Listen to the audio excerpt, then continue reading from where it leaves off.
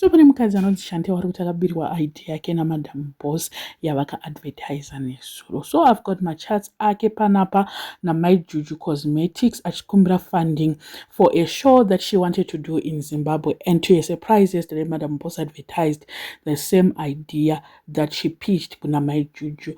Let me just read what Chantel wrote before I get into my chats ake na Maijuju. Hansi, my name is Chantel Gamshirai Kanema. I once approached a certain lady named Maijuju Cosmetics to endorse my show, Bringing My Coty Home. Sadly, instead of supporting the vision, she took the concept and ran with it and gave it to Madam Boss. Please, I need your help, Sisi. Ndagatambura kutsvaka ma-endorsement, even ndakatovhurawo ma-social media pages. Life iri kurwadza. Been praying kuti ndoitawo breakthrough yangu. I'm so heartbroken. The Chantel uyo. And then let's get into my chats. Akataura na Maijuju. Hansa, how are you? I'll be honored to have your support on my upcoming project. Your sponsorship would not only add immense value but also help bring this vision to life. I do appreciate the opportunity to present the proposal and explore how we can collaborate. And then Bazot, good morning, Sisi. Mswa 30 September 2025. Good morning, how are you? Have you gone through my proposal? Yes, dear, we'll get back to you. Okay, thank you so much. And then Ndova Maijuju would kindly resend the proposal. Ndova ascend as can subject sponsorship opportunity, Bringing My Coty Home, a unique reality TV concept.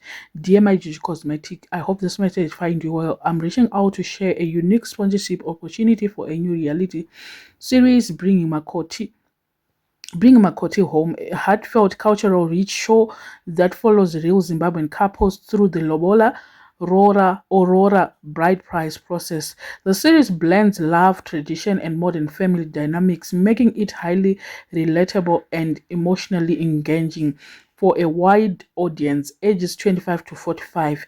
We are currently securing brands. Anyway, that was the proposal yacho yakasenda mna September. And then the poster racho rakaita, we are launching our new TV series entitled Bringing My Coty Home. Inbox us for promotional coverage of your Aurora Day. Send us details, date, location, and time, free of charge. Radius Harare only. Here we are, Madam Boss. Vaka advertisa nezuro, same concept. Vakauya vakuti vane inonzi program inonzi Aurora Squad, which is the same concept yakapiwa Maijuju. So now we are now confused kuti Maijuju vakanoudza shamwari yavo here kana kuti chii. Hatikuziva kuti Madam Boss vakangofunga here from out of the box, like kuti she just thought kuti let me just do the same thing ichocho chakambofungwa nemusikana uyu akaudza Maijuju, because musikana uyu ari kuti there's no way yaangataure something kuna Maijuju then idea yayo yozopedzisira yakuna Madam Boss. Madam Boss will advertise the same thing, exact same thing izvozvo. This lady also commented paka advertiser Madam Boss about the new program yacho. Hanzi thieves henyu toya kuzokumbira endorsement moba idea yangu zvakakuomerai. And then someone said, Shem, this is so sad. What happened, dear?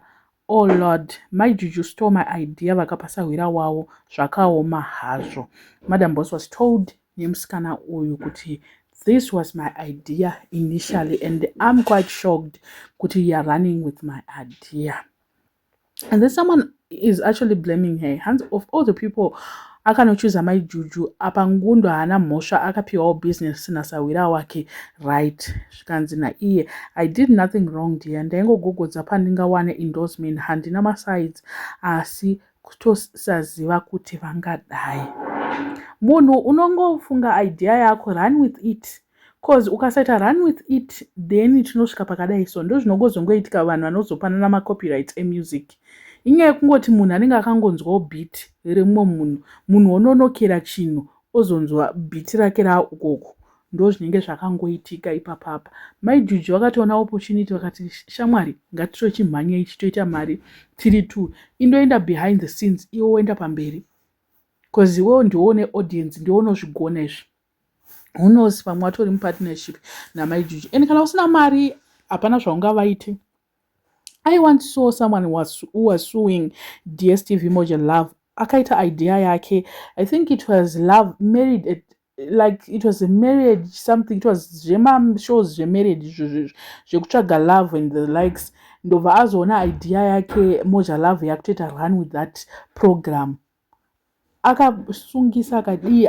Up to now I don't know kuti akazohwina here kana kuti what really happened to that, kana kuti zvakangofawo zvakangodaro, because zvinonetsa kuti kana iwe usina mari maloya acho unoiwana kupi mari yacho. And this lady is just a normal, I don't think she has money, ndosaka aigogodza pamusi wevanhu vakawanda kuti awane funding, but here we are.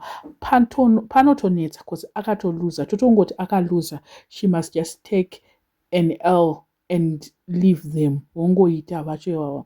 Do you remember Mofela was once accused for stealing canvas business?